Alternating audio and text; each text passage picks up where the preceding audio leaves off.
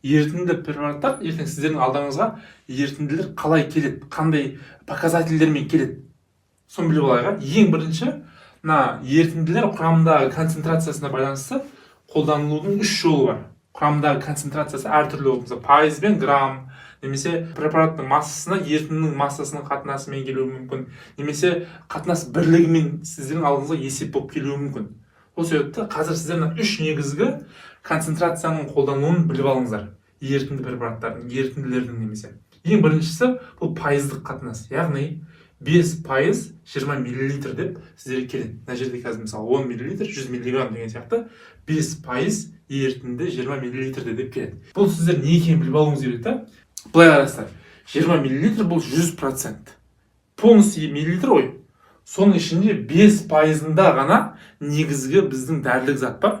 Қалған 95%-ы ерітінді деген мағынаны білдіреді. Түсінікті ғой? Яғни 5% общий ерітіндінің көлемі 20 мл болатын болса, демек 20 мл-дің ішінде тек қана 5% дәрілік зат құрайды, қалған 95% ол ерітіндіден тұрады.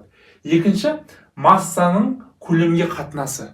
Бұл енді пайыздың көлемге қатынасы болса, бұл массаның көлемге қатынасы, яғни 0,1 грамм 20 мл-дің ішінде. Яғни бұл дегеніміз 20 мл ерітіндінің ішінде 0,1 грамм дәрілік зат бар деген.